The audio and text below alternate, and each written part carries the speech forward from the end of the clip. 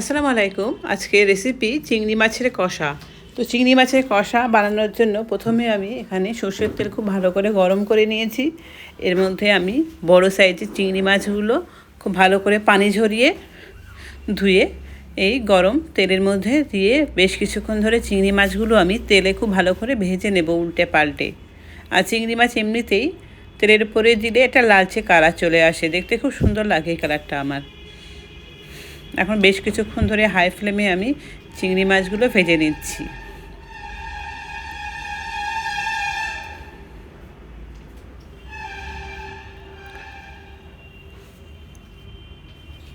চিংড়ি মাছে কিন্তু আমার বেশ খুব ভালো করে ভাজা হয়ে গেছে। এখন আমি এর মধ্যে দিয়ে দিলাম বেশ কিছুটা কুচনো পেঁয়াজ। এই রেসিপিতে বা এই রান্নাতে পেঁয়াজের পরিমাণটা একটু বেশি দিলে টেস্টটা ভালো আসে। এখন পেঁয়াজ দিয়ে চিংড়ি মাছটা বেশ কিছুক্ষণ ধরে ভাজতে থাকবো।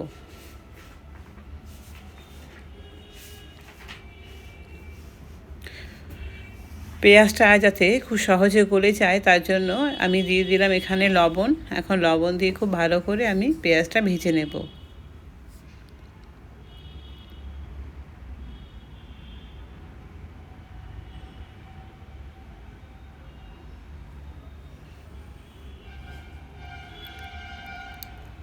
এখন এর মধ্যে দিয়ে দিলাম আদা এবং রসুনের পেস্ট,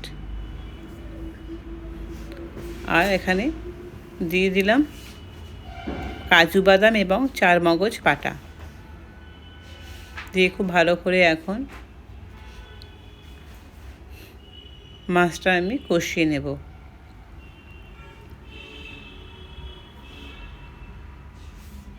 এখন দিয়ে দেবো এর মধ্যে কিছু গুঁড়ো মশলা। দিয়ে দিলাম হলুদ গুঁড়ো, ঝাল লঙ্কার গুঁড়ো, ধনের গুঁড়ো দিয়ে খুব ভালো করে আমি এখন চিংড়ি মাছটা কষিয়ে নেব।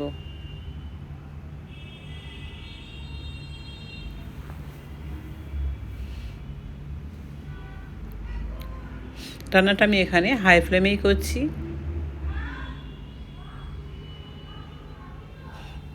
এখন দিয়ে দিলাম এতে একটা টমেটো কাটা, আর দিয়ে দিলাম চেরা কাঁচা লঙ্কা 3-4টে দিয়ে খুব ভালো করে এখন মিক্স করে নেব।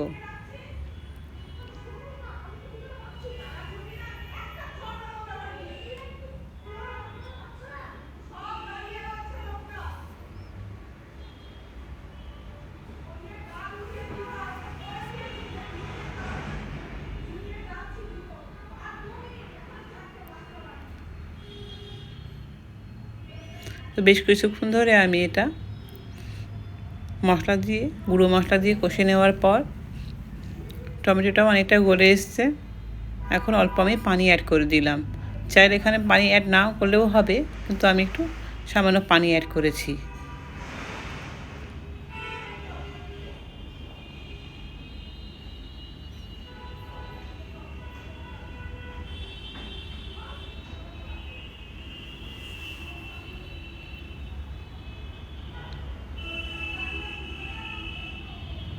তো বেশ কিছুক্ষণ ধরে এভাবে পানি দেওয়ার পর চিংড়ি মাছটা আমি লো টু মিডিয়াম ফ্লেমে রেখে কিছুক্ষণ ফুটিয়ে নিয়েছি।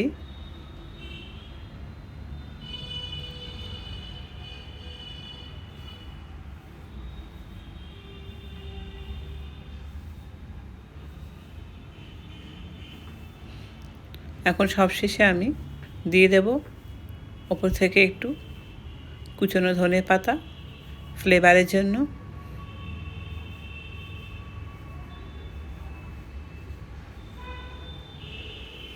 দিয়ে খুব ভালো করে নেড়ে চেড়ে দিচ্ছি। গ্যাসের ফ্লেমটা একটু হাই করে দিয়ে তৈরি হয়ে গেছে আমার চিংড়ি মাছের কষা রেসিপি।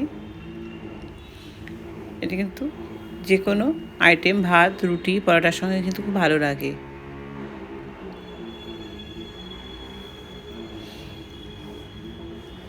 তো রেসিপিটা কেমন হলো কমেন্টে অবশ্যই জানাবেন। দেখা হচ্ছে নতুন কোনো রেসিপিতে।